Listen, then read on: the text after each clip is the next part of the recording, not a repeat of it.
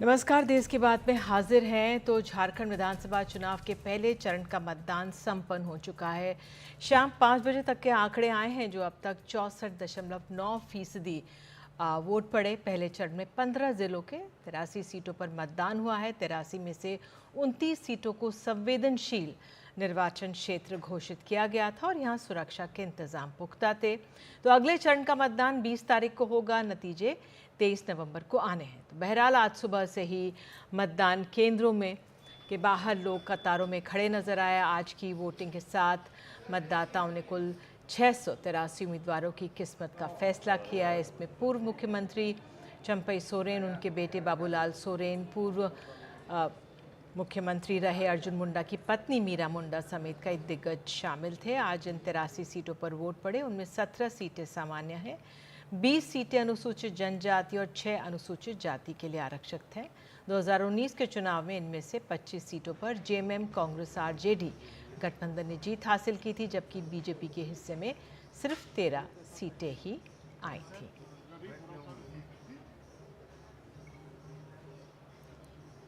तो आइए कुछ खास और अहम तस्वीरें आपको हम दिखाते हैं झारखंड के चुनावों से जुड़ी हुई। ये तस्वीर अगर जो आपको दिखाएंगे, पश्चिम सिंहभूम ज़िले के जगन्नाथपुर की तस्वीर है, जहां सोनापी प्राथमिक विद्यालय के बूथ नंबर 25 पर बड़ी संख्या में वोटर पहुंचे। ये अहम इसलिए है क्योंकि वोटर्स को रोकने के लिए नक्सलियों ने पूरी कोशिश की थी। उन्हें सड़क पर पेड़ काट कर डाल दिया था ताकि लोग वोट करने ना पहुँच सके, लेकिन उन्होंने बैनर लगाकर लोगों को वोट डालने से मना किया था, धमकी दी थी। लेकिन बावजूद इसके लोग पहुंचे। सुरक्षा बलों ने पेड़ हटा दिए थे और देख सकते हैं लोग यहां पर पहुंचे हैं। अगली तस्वीर आपको दिखाएंगे। कभी नक्सल ग्रस्त इलाके कहे जाने वाले कई इलाकों में लोगों ने बढ़ चढ़कर इस बार मतदान किया है। लंबी कतारें, अब जो अगली तस्वीर आप देखेंगे यहाँ पर गढ़वा ज़िले की हैं, जहाँ हेसातू बूथ पर वोट डालने के लिए बड़ी संख्या में लोग और हौसले के साथ पहुंचे। बूढ़ा पहाड़ का ये इलाका एक वक्त नक्सलियों का गढ़ हुआ करता था। 2024 में लोकसभा चुनावों के यहाँ पहली बार मतदान केंद्र स्थापित हुआ और एक तरह से देखा जाए तो विधानसभा का चुनाव तो पहली बार यहाँ पर वोट डालने लोग पहुंचे हैं। और अगली तस्वीर रांची की आपको दिखाते हैं। रांची में पूर्व कप्तान जो इंडियन क्रिकेट टीम के थे, महेंद्र सिंह धोनी, वो पहुंचे थे अपने परिवार के साथ वोट डालने और मताधिकार का उन्होंने प्रयोग किया। साथ में उनकी पत्नी भी थी। तो ये अपने आप में तस्वीर है। आइए कुछ जो हमारे बड़े नेता हेमंत सोरेन, आइए सुन लेते हैं उन्होंने क्या कहा, चंपई सोरेन ने क्या कहा, सुनते हैं। आज हम लोगों ने अपने अपने मतदान केंद्र में जाकर के अपने मतों को प्रयोग किया और मैं राज्य के हर एक नागरिक से अपील करता हूं कि इस महापर्व को और इस लोकतंत्र के इस व्यवस्था को हम लोग और मजबूत करें। और झारखंड विधानसभा चुनाव के पहले चरण में और क्या क्या खास राय, देख लेते हैं एक रिपोर्ट हमारे पास। झारखंड में आज पहले चरण का मतदान पूरा हो गया। इसमें 81 में से 43 सीटों के लिए वोट पड़े। माओवादी प्रभावित इलाकों में भी तमाम धमकियों और बाधाओं के बावजूद बड़ी तादाद में लोग अपने मत का इस्तेमाल करने के लिए मतदान केंद्रों पर लंबी लंबी लाइनें लगाए खड़े रहे। माओवादियों ने सोनापी के रास्ते पर पेड़ गिराकर मतदाताओं को चेतावनी देते हुए बैनर भी लगाए कि कोई वोट न डाले। लेकिन कड़े सुरक्षा बंदोबस्त के पहरे में मतदाताओं ने नक्सलियों की धमकियों को दरकिनार करते हुए अपने अधिकार का प्रयोग किया और सोनापी के प्राथमिक विद्यालय बूथ पर सुबह 11 बजे तक ही करीब 60% मतदान हो चुका था। कोलबंगा और रबांगा क्षेत्र में, जहां नक्सली आतंक के साए में 75 साल बाद पहली बार लोकसभा चुनावों में मतदान केंद्र खुला था, वहां भी आज बड़ी संख्या में मतदान हुआ। वोट देने वालों में मुख्यमंत्री हेमंत सोरेन, पूर्व मुख्यमंत्री चंपई सोरेन, सरयू राय और महेंद्र सिंह धोनी जैसे लोग शामिल थे। सभी नेताओं को अपने दलों की जीत पर पूरा भरोसा है। देखिए, जैसे जैसे चुनाव की तिथि नज़दीक आती गई, हम लोगों का कैंपेन भी उसी तरह से तेज होते गया और सपोर्ट भी हम लोगों का तेज होते गया। आज की डेट में मैं आश्वस्त हूँ और ये कह सकता हूँ कि मैं यहाँ से चुनाव जीत रहा हूँ या एनडीए यहाँ से चुनाव जीत रहा है। कांग्रेस के उम्मीदवार और एआईएम के उम्मीदवार, एमआईएम के उम्मीदवार, ये दोनों सेकंड रैंक के लिए स्ट्रगल कर रहे हैं। आपका जो राजनीति में मेड इन एंट्री हुआ था, एज ए पार्लियामेंटेरियन हुआ था, जमशेदपुर ने आपको सांसद बनाया था। आपको लगता है विधायक बनाएगा? नहीं, पूरा विश्वास है बनाएगा। आप पब्लिक से जाकर पूछ लीजिए। और एक परिवार के खिलाफ हमारी लड़ाई है। बीजेपी में भी अच्छे लोग, ऐसा नहीं है, पर एक परिवार ने पूरा देखिए, जमशेदपुर 70 के दशक में महारानी बोलते थे, पूर्वी भारत के महारानी। 30 साल में इन्होंने नशाखोरी, बेरोजगारी, ये सब चीज़ हो गया हमारे जमशेदपुर में। सिर्फ ठेकेदारी मजदूरी बच्चे लोग के भविष्य दिखाई दे रहा है, ना कॉलेज, ना स्कूल, ना नौकरी, ना। मेरा पूरा विश्वास है कि 5 साल मौका दीजिए, साथ में इतना पसीना बहाएंगे कि लोग के आशाओं को हम कभी, लोग को उम्मीदों को हम कभी नहीं ठुकराएंगे। जिन 43 सीटों पर बुधवार को वोट पड़े, उनमें 17 सामान्य सीटें हैं, जबकि 20 सीटें अनुसूचित जनजाति के लिए और 6 सीटें अनुसूचित जाति के लिए आरक्षित हैं।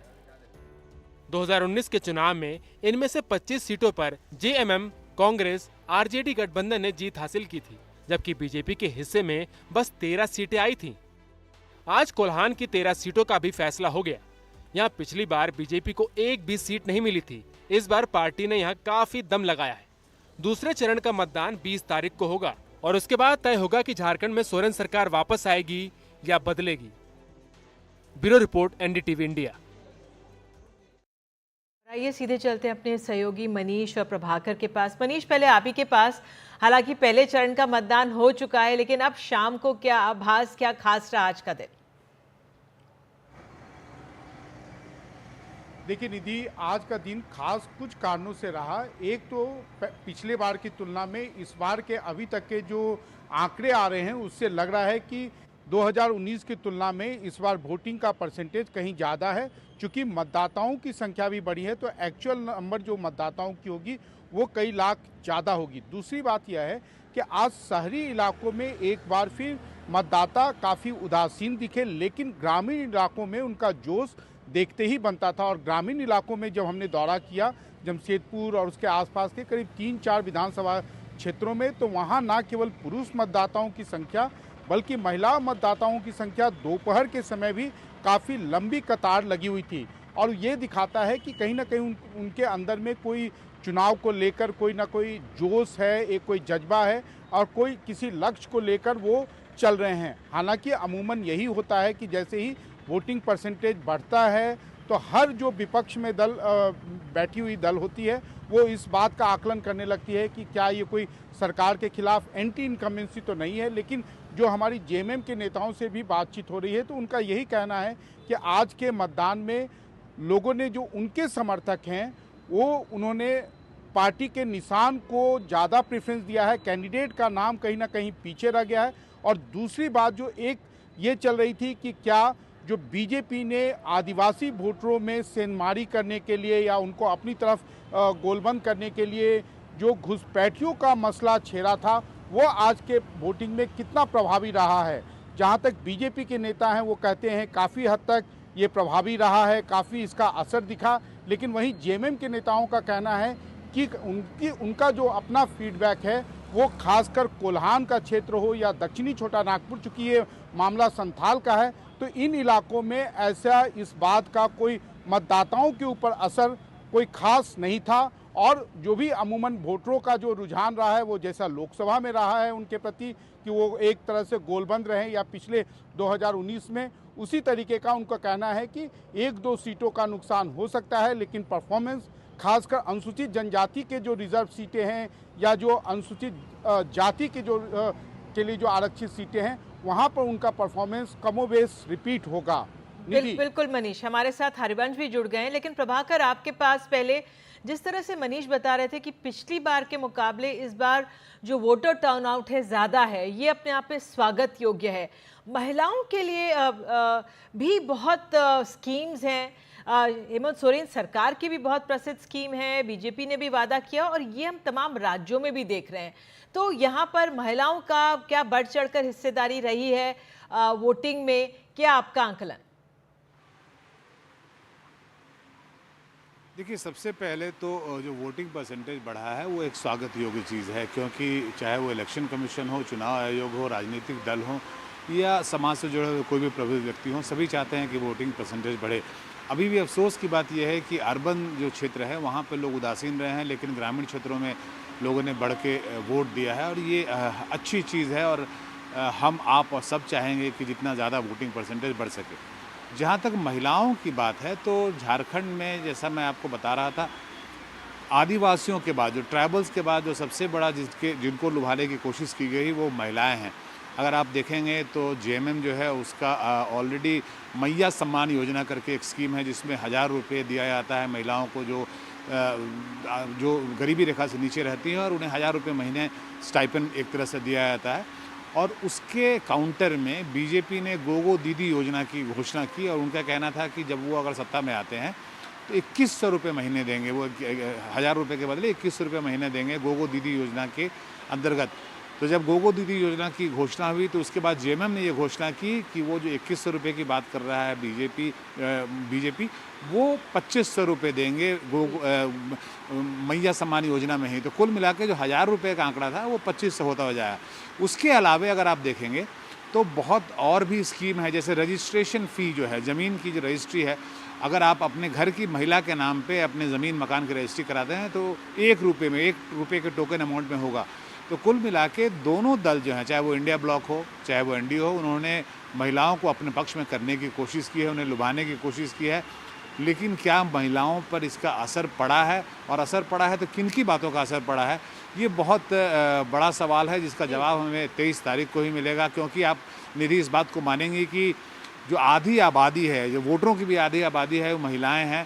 तो अगर महिलाएं एन ब्लॉक किसी एक तरफ वोट डालेंगी तो उस पार्टी की किस्मत चमक जरूर जाएगी। बिल्कुल चमक जाएगी। हरिवंश, आप हमारे साथ हैं। एक तो महिला वोटर हैं, दूसरी तरफ बीजेपी ने अवैध जो घुसपैठ की बात है वो मसला भी उठाया है। क्या उसकी चर्चा थी लोगों में, क्या बात कर रहे थे? आपका आज का आंकलन कैसा है? देखिए निधि जी, हजारीबाग और कोडरमा में जो विधानसभा क्षेत्र है उस सारे विधानसभा में मैं घुमा हूँ। हजारीबाग में 4 विधानसभा क्षेत्र में आज चुनाव था और कोडरमा में 1 विधानसभा है, वहां चुनाव था। तो बांग्लादेशी घुसपैठ का जो मामला है वो कहीं भी ये मुद्दा जो है खास करके हजारीबाग और कोडरमा क्षेत्र में नहीं देखने को मिला। जो इस आज के चुनाव में जो था वो जो प्रभाकर जी बता रहे थे कि मैया योजना, गोगो दीदी योजना, तो जो पार्टियों के द्वारा जो रेवड़िया बांटे जाते हैं उसकी चर्चा जरूर थी, उसका होड़ जरूर देखने को मिला। वो ग्रामीण क्षेत्रों में देखने को मिला कि महिलाएं जो है बढ़ चढ़ के हिस्सा ले रही थी, और इससे अंदाजा लग सकता है कि महिलाएं जो है जो उनको योजना का लाभ मिला है उसका वो वही वजह दिख रहा था कि वो आज अपना वोट देने के लिए आई थी। लेकिन बांग्लादेशी का जो मामला है वो अगली चुनाव जो 20 तारीख को चुनाव है उसमें जरूर दिखेगा। वो मेन मुद्दा जो है वो संथाल का है, वो उसमें दुमका है, साहेबगंज है, राजमहल है, गोड्डा है, देवघर है। तो इसका जो बांग्लादेशी का मामला है वो दूसरे चरण में आप कह रहे हैं उसका असर दिख सकता है। बहरहाल जो महिला वोटर है बहुत महत्वपूर्ण है। आप सब जुड़े, बहुत बहुत धन्यवाद।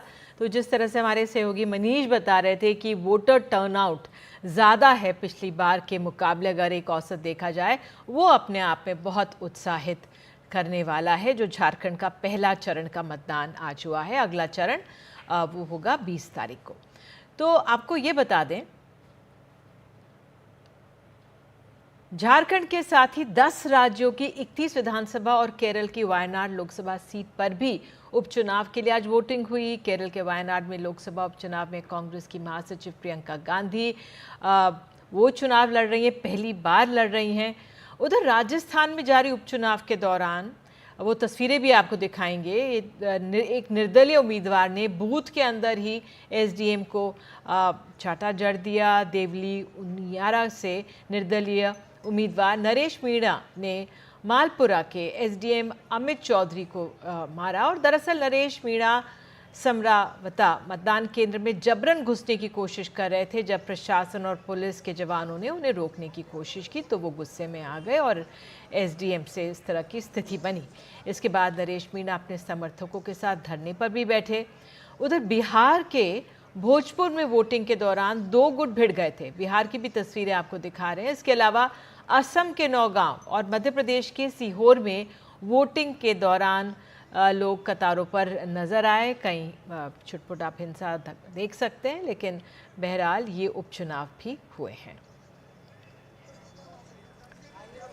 और महाराष्ट्र विधानसभा चुनावों के लिए भी प्रचार अभियान जोरों पर है। राज्य में 20 नवंबर को सभी सीटों में एक चरण में वोट डाले जाएंगे और 23 नवंबर को नतीजे आने वाले हैं। तो आज प्रचार के अलावा बड़ी खबरें ये रही कि जो बड़े नेता थे उनके बैग्स की तलाशी हुई, सत्ता पक्ष के नेताओं की।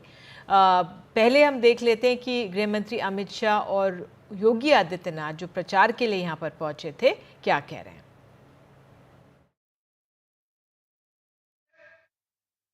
रास्ते पर चलने वाले लोग हैं और ये गाड़ी वाले औरंगजेब फैन क्लब के मेंबर है। औरंगजेब फैन क्लब, औरंगाबाद का नाम जब संभाजी नगर करने की बात आई, इन लोगों ने विरोध किया और उद्धव बाबू आप राम मंदिर का विरोध करने वालों की गोदी में बैठे हो। आप औरंगाबाद का नाम बदलने का विरोध करने वाले लोगों की गोदी में बैठे हो। आप दंगा कराने वालों की गोदी में बैठे हो। एक ऐसी गाड़ी है मां गाड़ी के पास जिस पे स्टीयरिंग भी नहीं, उस गाड़ी के टायर भी गायब हो गए हैं और ड्राइविंग सीट पर बैठने के लिए आपस में ही छीना झपटी हो रही है। छीना झपटी हो रही है कि कौन ड्राइविंग सीट पर बैठेगा। और महाराष्ट्र विधानसभा चुनावों में पिछले कुछ दिनों से बैग चेकिंग चर्चा में है। पूर्व मुख्यमंत्री और शिवसेना यूबीटी के अध्यक्ष उद्धव ठाकरे के बैग की 2 बार चेकिंग हुई तो विपक्ष भड़क उठा। उसके बाद आज सत्ता पक्ष के कुछ बड़े नेताओं के बैग तलाशी हुई है। आपको दिखा रहे हैं, चुनाव आयोग का अमला सक्रिय नजर आया। अलग अलग जगहों पर आज मुख्यमंत्री एकनाथ शिंदे, उप मुख्यमंत्री देवेंद्र फडणवीस, उप मुख्यमंत्री एनसीपी अध्यक्ष अजीत पवार, केंद्रीय मंत्री नितिन गडकरी के बैग की तलाशी हुई है। और आइए सीधे चलते हैं अपने सहयोगी सुनील सिंह के पास। सुनील, तो अपने आप में उद्धव ठाकरे की जब 2 बार चेकिंग हुई तो अब आज 4 तस्वीरें सत्ता पक्ष के खेमे की तरफ से आई हैं जहां वहां बैग्स चेक हो रहे हैं। क्या इसका कुछ असर है तभी ये सब हो रहा है? जी बिल्कुल, देखिए इस विधानसभा चुनाव में महाराष्ट्र में चुनाव आयोग के कर्मचारियों द्वारा बैग तलाशी नेताओं की ये भी एक मुद्दा एकदम से बन गया है। जिस तरह से 2 दिन लगातार उद्धव ठाकरे ने अपने हेलीकॉप्टर से उतरते ही उनकी बैग की तलाशी के वीडियो डाले और उन्होंने वीडियो बनाया और उन्होंने ये भी कहा कि दूसरों के वीडियो भी आने चाहिए और जो प्रधानमंत्री नरेंद्र मोदी आते हैं, अमित शाह आते हैं या दूसरे जो नेता हैं उनकी बैग की भी तलाशी होनी चाहिए। तो दरअसल आज सुबह शुरुआत की देवेंद्र फडणवीस से। सबसे पहले उन्होंने सुबह उनकी एक तस्वीर आई उनकी ऑफिस की तरफ से और ये बताया गया कि 7 नवंबर को उनकी तलाशी उनके हेलीकॉप्टर में उनके बैग की तलाशी हो चुकी थी, लेकिन उन्होंने इसको मुद्दा नहीं बनाया। लेकिन कुछ लोग हैं कि जो इसे मुद्दा बना रहे हैं, जो हर चीज़ में कुछ ना कुछ मुद्दा बनाते रहते हैं, जबकि ये नियमतः होता है और ये हर चुनाव में इस तरह का होता है। उसके बाद हमने देखा कि फिर मुख्यमंत्री एकनाथ शिंदे जो पालघर में गए, वहाँ पर जैसे हेलीकॉप्टर से उतरे उनके बैग की तलाशी ले गई तो वहाँ से उन्होंने भी वीडियो बना के उनके यहाँ से भेजा गया और उसमें एक व्यंग तंज कस से भी दिखाई पड़े वो उद्धव ठाकरे के खिलाफ कि इसमें देख लेना इसमें कोई यूरिन पॉट नहीं है। दरअसल जब उद्धव ठाकरे की हेलीकॉप्टर में बैग की तलाशी हो रही थी तब उन्होंने कहा कि इसमें कुछ नहीं है, यूरिन मजाक में उन्होंने कहा था कि यूरिन पॉट भी है मेरा, वो भी देख लेना। तो इस तरह की बातें हो रही हैं। अभी फिर से एक देवेंद्र फडणवीस का बैग तलाशी का एक वीडियो आया है।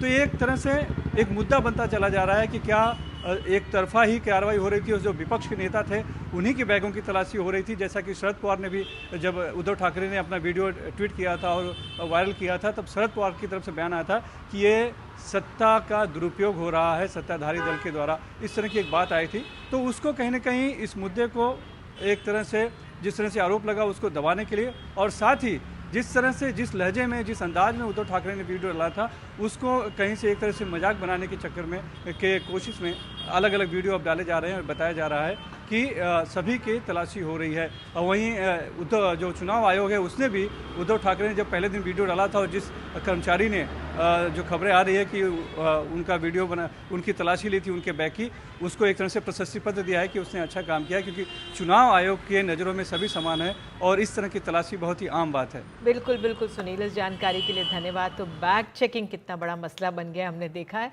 धन्यवाद आपका इस जानकारी के लिए। देश की बात में एक छोटा सा ब्रेक लेंगे।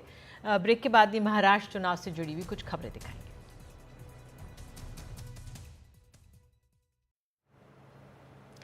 पैठनी को महाराष्ट्र की पहचान भी माना जाता है। इसके कारोबार में लगे लोगों को 200 यूनिट मुफ्त बिजली दी जाती है कहा जाता है, और महिलाओं को 15,000 सालाना और पुरुषों को 10,000 सालाना दिया जाता है। इस काम में लगे लोगों से बात की हमारी सहयोगी मारिया शकील ने।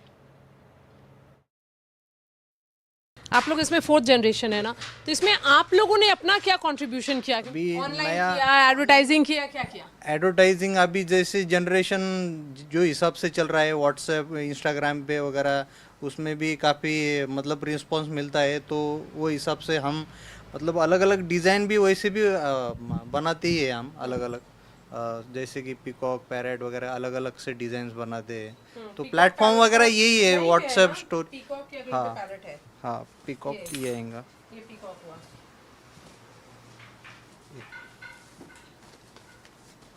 प्लेटफॉर्म तो इंस्टाग्राम फेसबुक व्हाट्सएप यही से ज़्यादातर प्लेटफॉर्म है ऑनलाइन पे ज़्यादा सेलिंग का ये। तो आप लोग हस्बैंड वाइफ की अर्निंग बेटर हुई है या पहले की तरह आई है? पहले से बेटर ही है। इलेक्शन में क्या होगा? महिलाएं किधर जाएंगी इलेक्शन में? अभी कुछ कह नहीं सकते अभी। तो आप लोगों ने मन नहीं बनाया अभी? मतलब अभी जैसा ये जैसे अभी ये गवर्नमेंट ने जितना फैसिलिटी दिया है, अभी लेडीज तो यही है कि सरकार जो है वही रहने वाली है, ऐसा ही कुछ सब बोल रहे हैं। तो जो सरकार है अभी वही रहने से अच्छा रहेगा, क्योंकि ये सरकार ने हमको जैसे लाइट में 200 यूनिट फ्री दिया है। हाँ, और गणेश चतुर्थी का जो लेडीज को 15,000 का भत्ता मतलब मंजूर किया है, मतलब वो साल का 15,000 साल ना? लेडीज को 15,000 साल में 15,000, जेंट्स को 10,000 रुपये मिलता है, और वो यही गवर्नमेंट ने किया है। तो वो हिसाब से यही सरकार रहनी चाहिए, शिंदे सरकार। हाँ। उद्धव ठाकरे? उद्धव ठाकरे अभी कह नहीं सकते, क्योंकि वजन भी उतना होना चाहिए वो हिसाब से। अभी जैसे इन्होंने जैसा सपोर्ट किया है वैसा कुछ तो भी। उधर महाराष्ट्र चुनावों में मूर्तियों पर भी सियासत हुई है। शिवाजी महाराज, बाला साहब ठाकरे और अंबेडकर की मूर्तियां ज़्यादा पसंद की जा रही हैं। इस पर ज़्यादा जानकारी दे रही मारिया शकील। शिवाजी का तो ये घोड़ा और उनकी मूर्ति तो काफ़ी बिकती है। हाँ बिल्कुल बिकती है। शिवाजी महाराज घोड़े की मूर्ति बहुत बिकती है, और डॉक्टर बाबा साहेब अम्बेडकर की भी ज़्यादा मूर्तियाँ बिकती है। ऐसा क्यों? अब लोग चाहते हैं तो ले लेते हैं। तो बड़े बड़े साइज का, जैसे इतना बड़ा? हाँ, इतना बड़ा। अभी मेरे पास बुद्ध की एक 45 फीट की मूर्ति का काम चालू है। उसका वो इधर चेहरा है, उधर अंदर उसका बॉडी चल रहा है काम, और 60 फीट की ये विट्ठल की मूर्ति चालू है मेरे पास। जो अभी बीच में मूर्ति का जो इतना हंगामा हुआ था ना, मूर्ति गिर गई। हाँ, शिवाजी महाराज की गिर गई थी। हाँ, उसका जो बेस बनाना चाहिए, जो पैर के अंदर जो स्टील डालना चाहिए वो थोड़ा सा हेवी चाहिए, और उसके ऊपर खड़ी रहती मूर्ति। जो पैर के अंदर जो स्टील रहता है ना, उसके ऊपर ही मूर्ति खड़ी रहती है, वो अच्छा डालना चाहिए और बड़ा साइज में डालना चाहिए। वो कहाँ पे हुआ था वो घटना? ये उधर कोंकण में होगा था। कोंकण में हुआ था। तो उसकी वजह से क्या आप लोग नाराज हुए थे?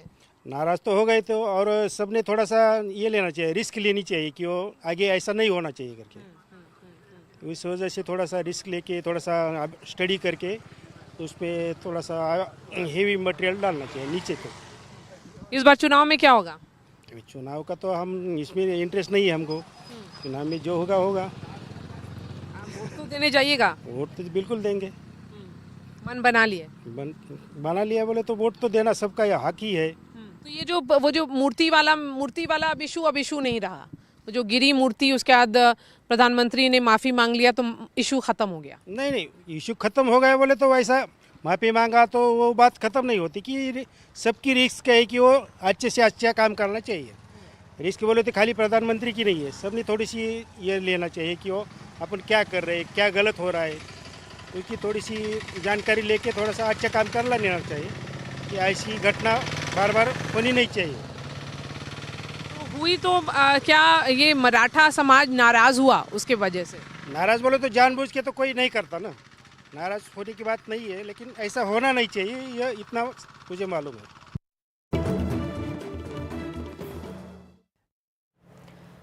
बात हिमाचल प्रदेश की। हिमाचल हाई कोर्ट ने हिमाचल प्रदेश की सुक्खू सरकार को एक बड़ा झटका देते हुए आदेश दिया है कि 6 मुख्य संसदीय सचिवों या CPS को हटाते हुए उनकी सारी सुविधाएं तुरंत वापस ले ली जाएं। साथ ही हाई कोर्ट ने 2006 के CPS एक्ट को भी निरस्त कर दिया है। जनवरी 2023 में आशीष बुटेल, किशोरी लाल, मोहनलाल बरागटा, संजय अवस्थी, रामकुमार और सुंदर ठाकुर को CPS बनाया गया था। हिमाचल प्रदेश सरकार के एडवोकेट जनरल अनूप रत्न ने कहा कि इस फैसले को राज्य सरकार सुप्रीम कोर्ट में चुनौती देगी।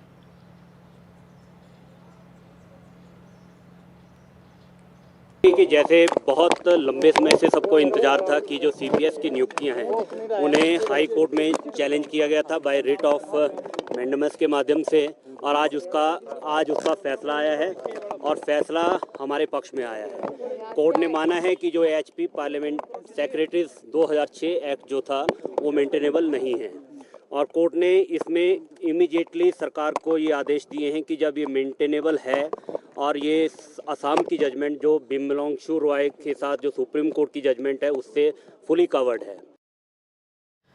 बात अब उत्तर प्रदेश की। प्रयागराज में UPPSC के दफ्तर के बाहर धरना दे रहे छात्र डटे हुए हैं। छात्र एक दिन और एक ही शिफ्ट में परीक्षा करवाने की मांग कर रहे हैं, साथ ही वो नॉर्मलाइजेशन प्रक्रिया का भी विरोध कर रहे हैं। धरना स्थल पर बड़ी संख्या में अर्धसैनिक बल, पुलिस भी तैनात दिखाई दिए। छात्र 3 दिन से यहाँ धरने पर बैठे हैं। कल भी पूरी रात छात्र धरने पर रहे। इस बीच 3 छात्र नेता गिरफ्तार कर उन्हें जेल भेजा गया है। तो आपको बता दें कि 3 लोगों को, छात्रों को धरना दे रहे जो 3 लोग थे उनको हिरासत में लिया गया। ये सभी विरोध प्रदर्शन में अराजकता फैला रहे थे, ऐसा कहना है पुलिस का। जिन्हें हिरासत में लिया गया उनमें से कोई भी छात्र नहीं है। पुलिस के मुताबिक ये सभी आंदोलन के बीच में घुसकर अराजकता फैलाने की कोशिश कर रहे थे। और हमारे सहयोगी रणवीर सिंह ज़्यादा जानकारी दे रहे हैं। UPPCS और RO की परीक्षा को लेकर सोमवार सुबह से धरने पर बैठे छात्र अभी भी धरने पर हैं, लेकिन इस धरने के बीच में किस तरह का नज़ारा UPPCS के दफ्तर के सामने है ज़रा वो दिखाता हूँ। ये UPPCS का दफ्तर है और इस दफ्तर के सामने जो सड़क है ये सड़क 3 तरफ से आती है और तीनों तरफ बैरिकेड किया हुआ है। तीनों तरफ से सड़क बंद है, लेकिन हज़ारों की संख्या में जो छात्र हैं वो छात्र यहाँ मौजूद हैं। हाथों में पोस्टर्स और इन बैरिकेड्स के पार पुलिस कर्मियों की मौजूदगी। ज़रा ये तस्वीर देखिए, सामने UPPCS के दफ्तर के आगे पुलिस ने बैरिकेड कर रखा है और पुलिस की बैरिकेडिंग के साथ साथ पैरामिलिट्री के जवान हैं और उन जवानों के सामने जो छात्र हैं वो लगातार यहाँ पर सोमवार सुबह से धरना इसी तरह से कर रहे हैं। नारेबाजी हो रही है और मांग सिर्फ और सिर्फ एक, वो मांग ये है UPPCS RO का एक दिन एक शिफ्ट और बिना नॉर्मलाइजेशन के परीक्षा हो, और इस वजह से ये जो मांग है इनके होर्डिंग्स, बैनर्स, पोस्टर्स यहाँ लगाए गए हैं। अब ये मामला क्या है, ये पूरा मामला समझाते हैं आपको। दरअसल UPPCS की जो परीक्षा है और RO की जो परीक्षा है, ये दोनों परीक्षाएं इस साल की शुरुआत में होनी थी। फरवरी महीने में RO की परीक्षा हुई, लेकिन उसका पेपर लीक हो गया और मार्च के महीने में PCS की परीक्षा होने वाली थी, लेकिन RO और पुलिस का जो पेपर लीक हुआ था उसकी वजह से जो PCS की परीक्षा थी उस परीक्षा को रद्द कर दिया गया। अब परीक्षा रद्द होने के बाद सरकार ने कहा कि 6 महीने के भीतर ये परीक्षा कराई जाएगी और इस बीच में लोकसभा का चुनाव आ गया और जब लोकसभा का चुनाव के बाद सरकार ने अक्टूबर के महीने में PCS की जो परीक्षा है वो कराने की घोषणा की, लेकिन उसके तुरंत बाद फिर से किसी कारणवश सरकार ने जो PCS की परीक्षा थी उसको टाल दिया और तारीख रखी 7 और 8 दिसंबर। RO की परीक्षा की तारीख भी घोषित हो गई 22 और 23 दिसंबर और जब ये तारीख घोषित हुई उसके बाद से एक नया विवाद शुरू हुआ। विवाद क्या था? विवाद था कि आखिर 2 दिन में और अलग अलग शिफ्ट्स में ये परीक्षा क्यों कराई जा रही है, क्योंकि सरकार जब एक से ज़्यादा शिफ्ट में परीक्षा कराती है तब नॉर्मलाइजेशन का जो फॉर्मूला है वो लगाना पड़ता है। इस वजह से जो छात्रों का विरोध है वो ये कि एक दिन में एक शिफ्ट में ये पूरी परीक्षा कराई जाए और वो भी बिना नॉर्मलाइजेशन के फॉर्मूले के। अब सवाल ये है कि नॉर्मलाइजेशन आखिर है क्या? नॉर्मलाइजेशन दरअसल एक फॉर्मूला है जिसमें जब एक से ज़्यादा शिफ्ट में परीक्षा होती है उस परीक्षा में सरकार जो सबसे ज़्यादा नंबर पाने वाला छात्र उस शिफ्ट का होता है और जो सबसे कम नंबर पाने वाला छात्र होता है उन छात्रों के नंबर्स के हिसाब से एक परसेंटाइल निकालती है और उस परसेंटाइल के हिसाब से जो अलग अलग शिफ्ट्स हैं उन शिफ्ट्स के सभी जो परसेंटाइल्स होते हैं उसमें चूँकि क्वेश्चंस अलग अलग आए होते हैं इस वजह से उसमें एक नॉर्मलाइजेशन करती है और एक उसको मानकीकरण हिंदी में कहते हैं। तो मानकीकरण की प्रक्रिया के आधार पर जो रिज़ल्ट है वो बनता है और छात्र दरअसल इसी नॉर्मलाइजेशन के विरोध में हैं और इस वजह से यहाँ हज़ारों की संख्या में जो छात्र हैं वो बैठे हुए हैं। इनका कहना है कि सरकार से सिर्फ और सिर्फ इनकी मांग ये है कि सरकार एक दिन में एक शिफ्ट में अगर ये परीक्षा करा दे तो इन्हें कोई दिक्कत नहीं है, क्योंकि जो परीक्षा इससे पहले होने वाली थी या रद्द हुई थी उस परीक्षा को ऑलरेडी कई महीने बीत चुके हैं और इतने महीने बीतने के बाद जब ये छात्र परीक्षा देने आएंगे तो जाहिर है कि इसमें कई छात्रों का नॉर्मलाइजेशन की वजह से नुकसान हो सकता है और यही वजह है कि जिसके हाथ में बॉटल है वो बॉटल बजा रहा है, जिसके हाथ में थाली है वो थाली बजा रहा है और साथ ही जो यहाँ ड्रम पीट रहे हैं छात्र, क्योंकि इनकी मांग ये है कि किसी भी तरह से ये जो परीक्षा है इसको एक शिफ्ट में कराई जाए।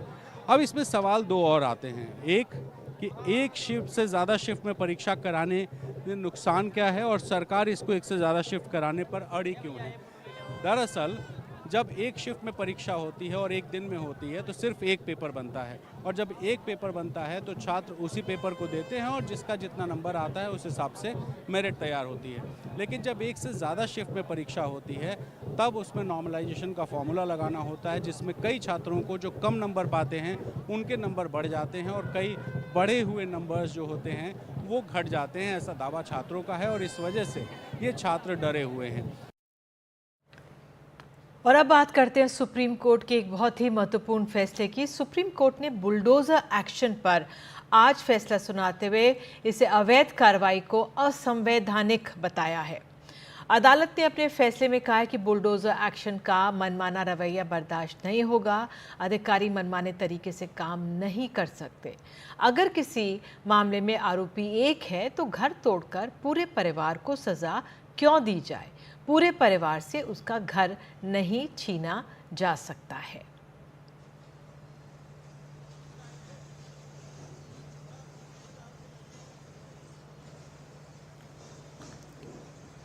और ये अपने आप में बहुत महत्वपूर्ण है। सुप्रीम कोर्ट का जो ये फैसला आया है इसमें कहा गया है कि जो अफसर मनमाने तरीके से कार्रवाई करेंगे उन पर इस पर एक्शन लिया जाएगा। अब विदेश मंत्रालय की एक प्रेस ब्रीफिंग आ रही है, आइए सीधे चलते हैं। India summit and the Nigeria also has become a partner country of BRICS, and it is currently holding the chairship of the ECOWAS region, that is West African region.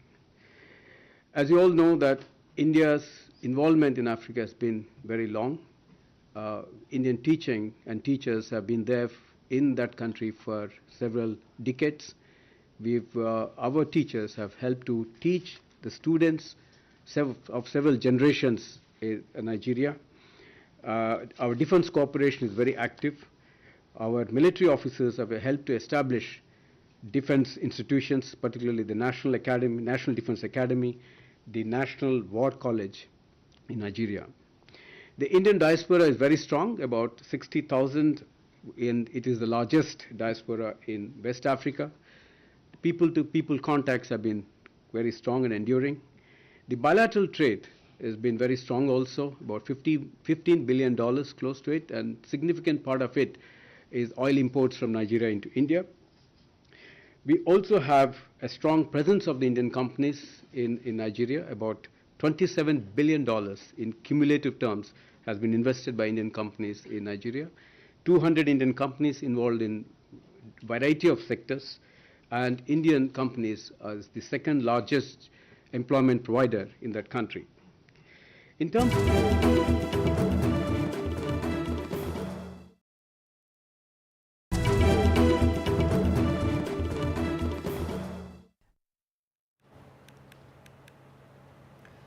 बात चेन्नई के अस्पताल में आज सुबह एक सरकारी डॉक्टर को एक युवक ने चाकू मार दिया। खुद को कर्मचारी बताने वाले युवक ने 7 बार डॉक्टर को चाकू मारा है। डॉक्टर एक हृदय रोगी भी हैं और उनकी छाती के ऊपरी हिस्से में चोट आई है। सूत्रों के मुताबिक उन्हें आईसीयू में भर्ती कराया गया। उनकी हालत स्थिर बताई गई।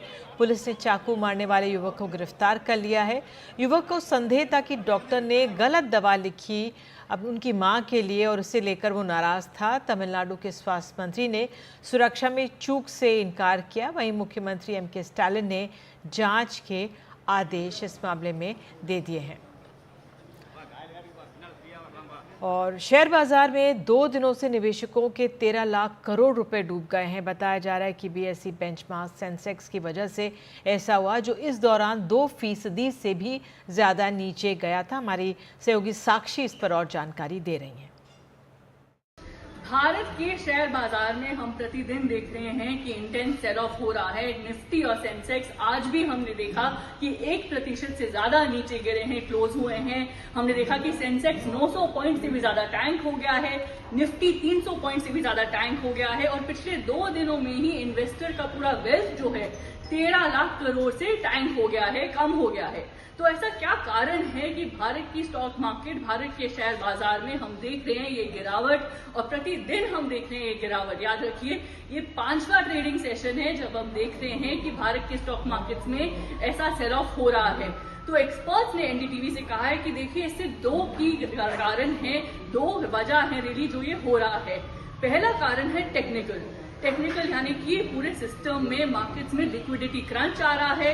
हम देख रहे हैं कि एफआई सेलिंग जो है काफी तेजी से हो रही है। जब एफआई सेलिंग हो रही है इक्विटी मार्केट से, तो उसका प्रेशर भारत के स्टॉक मार्केट में दिख रहा है। दूसरा कारण क्या है? दूसरा कारण है फंडामेंटल्स का। फंडामेंटल्स यानी कि जो मैक्रो डेटा आ रहा है, एक्सपर्ट्स का ऐसा मानना है, वो काफी कमजोर आ रहा है। उससे आरबीआई को भी वापस सोच में जाना पड़ेगा। जैसा कि हमने देखा, भारत की रिटेल इन्फ्लेशन जो है 14 मंथ हाई पर आई है। हमने देखा कि आईआईपी ग्रोथ चाहे आई है, लेकिन वो भी 3.1% पर ही आई है। तो एक्सपर्ट्स का ऐसा मानना है कि अभी जो हम देख रहे हैं वो टेक्निकल और फंडामेंटल कारण जो है, उन सारी ही वजह से हम देख रहे हैं कि शेयर बाजार में ऐसा माहौल अभी दिख रहा है। नियर टर्म में एक्सपर्ट्स बोल रहे हैं कि वेट एंड वॉच मोड जो है रखना पड़ेगा। याद रखिए, हमने ऐसे दिन भी देखे थे जब प्रतिदिन हम देख रहे थे कि निफ्टी और सेंसेक्स रिकॉर्ड हाई टच कर रहे हैं, लेकिन अब हम प्रतिदिन ऐसे देख रहे हैं जब निफ्टी और सेंसेक्स में प्रेशर आ रहा है एक तरह से। और एक्सपर्ट्स का ऐसा मानना है कि नियर टर्म में ये माहौल जो है रह सकता है।